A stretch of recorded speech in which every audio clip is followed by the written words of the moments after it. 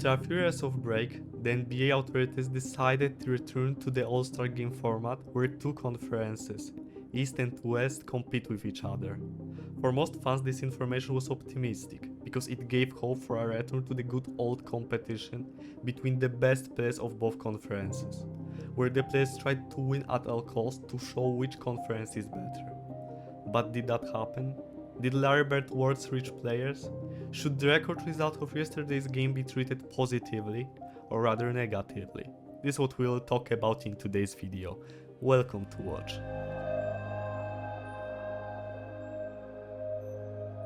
In 2018, the NBA authorities decided to change the All-Star Game format from East versus West to the draft. Was it their big mistake? It didn't seem like it. 2018 All-Star Game Team LeBron vs Team Steph provided us with incredible emotions. There were highlights, defense, and most importantly, competition. I guess most of us remember the last seconds of this game, when Curry was doubled, and at one moment even tripled just to prevent him from making the shot that would tie the score. After this game, the fans were excited. They commented that it was a game called the NBA Finals, and that it was even the best game in the history of All-Star Games. NBA authorities were delighted that they came up with the idea of an All-Star Game draft. So what could have gone wrong? Why players stopped competing with each other over time? Just a year later, in 2019, you could see gaps in defense and a change in the players' approach to this event. Instead of taking the game seriously, they were just having fun on the court, doing various alley-ups or dunks. At first, the fans didn't pay attention to it, because the players rewarded them with an amazing show. However, Kobe Bryant noticed a change in the players' approach to All-Star Game. I agree, and I think the All-Star Game in general needs a little revamping because it used to be competitive. Yeah. It used to be competitive, and fans want to see the best pickup game in the world. Yeah. That's what this is. They don't want to see you running up and down and dunking and doing all this crazy. They want to see what happens when you get this collection of best basketball players on the planet, and they play and they go head up against each other. Man. I mean, you guys play harder at a pickup game in UCLA. For real. It ain't billions of people watching. For real. Definitely do. You know what I'm saying? Definitely do. For the next few years, nothing changed, and from year to year, the involvement of players decreased more and more. In 2022, after the All-Star Game, fans began to realize that this was slowly getting boring, seeing players stop paying attention to defense and instead that looking only for some highlights. The accumulation point turned out to be 2023 All-Star Game. What is there to say? It was probably the most boring All-Star Game in history. Completely zero defense. In one moment it looked like someone was forcing the players to play. And the summary was the last seconds of the game, when LeBron's team just stood there waiting for Giannis' team to score 182 points. After the game, a huge wave of criticism fell on the players and the NBA. But did anyone draw any conclusions from the situation?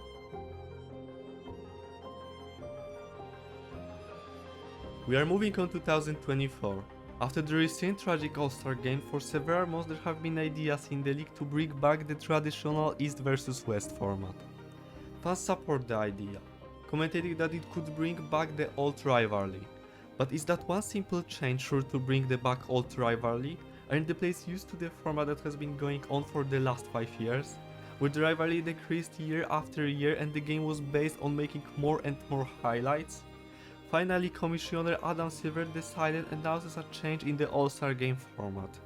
One very important announcement I did want to make today, and it's fitting with the theme for this entire season, and essentially it's back to basketball around the league. We thought it was time, since we're coming back to such a traditional market as Indianapolis is, as Indiana, and all it means for basketball, that we were going to return to the classic format for our All-Star Game. So this year we'll be featuring, as we had historically, it'll be East versus West with the return to the 4 quarters, same format that we're all used to for a basketball game. The fans were excited and eagerly waiting for this event. February 18, 2024. We finally have this day, All-Star Game. Earlier on the same day, Larry Bird even appeals to the players saying, The one thing I would really like to see is they play hard tonight in this tonight in this All-Star game. I think it's very important when you have the best players in the world together. You got to compete, and you got to play hard, and you got to show the fans how good they really are. So I hope you enjoy your weekend. I'm enjoying mine. Have a good All-Star game. But did these words reach the players? Despite an almost hour delay, the game started. In the first action of the game, Kevin Durant got into a duel with Tyrese Haliburton. And thanks to the Indiana Pacers players' defensive, he missed a mid-range shot. It might seem that this could be a different All-Star game than in previous years, but nothing could be further from the truth. Just a few seconds later, the festival of layups, dunks and three-pointers began. Completely zero involvement of the players in any defense, and the perfect example is that only 3 fouls were whistled during the entire game, twice as many as in the previous year. After the record-breaking game in terms of the number of points, Commissioner Adam Silver spoke and was looked clearly disgusted with the game itself and the result. And to the Eastern Conference All-Stars, you scored the most points. Well, congratulations. Giannis, to your team, this trophy is yours. And the perfect summary of this game were Giannis' words. And we finally got something. I don't know if we thought we would get 211 points as a winning score. I think everybody played hard. Everybody play hard?